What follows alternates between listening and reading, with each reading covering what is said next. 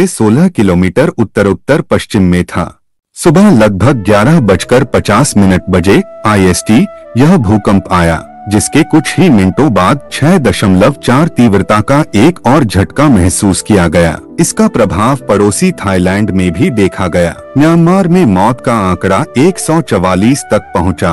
Bangkok में 9 की मौत। AFP के अनुसार म्यांमार की सैन्य सरकार ने बताया कि इस भूकंप में अब तक 144 लोगों की मौत हो चुकी है और 732 से अधिक लोग घायल हुए हैं।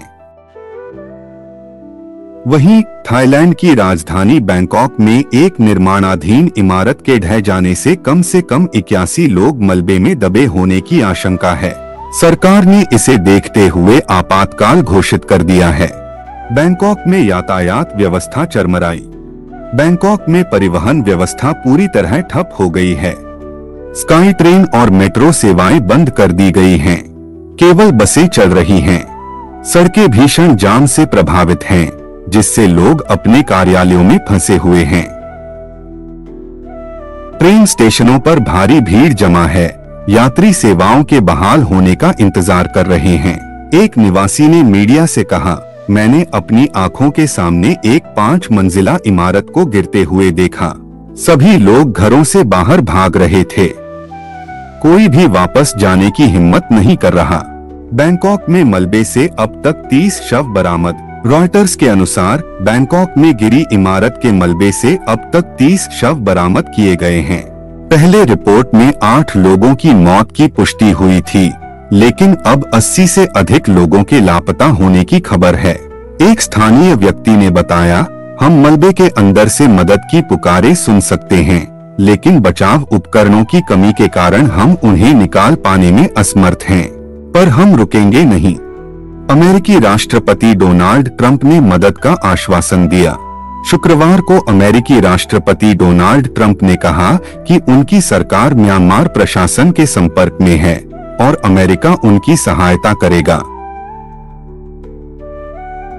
रॉयटर्स की रिपोर्ट के अनुसार अमेरिका की अंतर्राष्ट्रीय विकास एजेंसी यूसेड बचाव कार्यों में मदद के लिए थाईलैंड में राहत टीमें भेजेगी। पिछले महीने ट्रंप प्रशासन ने अंतर्राष्ट्रीय सहायता के लिए अपने बजट में कटौती की थी, लेकिन अब वे म्यांमार के लिए विशेष राहत भेजने पर विचार कर रहे हैं। गृहयुद्ध से जूझ रहे म्यांमार के लिए दोहरी आपदा। यह विनाशकारी भूकंप ऐसे समय में आया है जब म्यांमार पहले से ही 4 वर्षों से चले आ रहे गृहयुद्ध और मानवीय संकट से जूझ रहा है। इस भूकंप का केंद्र मांडले के पास सगाइन फोर्ट पर स्थित था। नागरिकों और विशेषज्ञों का मानना है कि म्यांमार इस तरह की प्राकृतिक आपदाओं से निपटने के लिए पूरी तरह तैयार नहीं है। म्यांमार में असली नुकसान का पता लगने में हफ्तों लग सकते हैं। अंतर्राष्ट्रीय बचाव समिति IRC के म्यांमार निदेशक मोहम्मद रियाज के अनुसार इस आपदा से हुए असली नुकसान का पता लगाने में कई हफ्ते लग सकते हैं।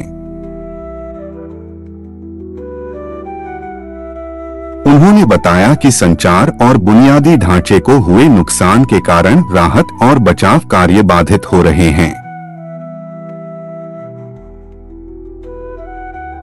गांवों में सबसे ज्यादा तबाही रिपोर्ट। BBC की रिपोर्ट के अनुसार सबसे अधिक विनाश म्यांमार के ग्रामीण क्षेत्रों में हुआ है। मांडले से भी बुरी स्थिति गांवों की है। अकेले बोने ओए गांव में 100 से अधिक लोगों की मौत हो चुकी है, एक स्थानीय स्वयंसेवक ने बताया। छोटे छोटे भूकंप के झटके अब भी महसूस किए जा रहे हैं।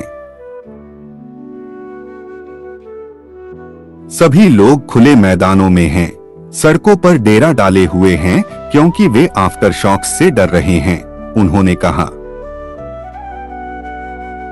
अमेरिकी विश्लेषण, हजारों मौतों की आशंका।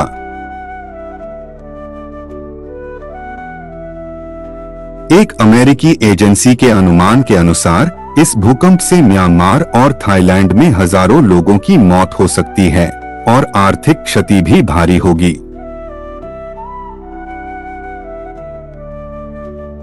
सबसे ज्यादा प्रभावित क्षेत्र सगाइन और मिक्टीला होंगे।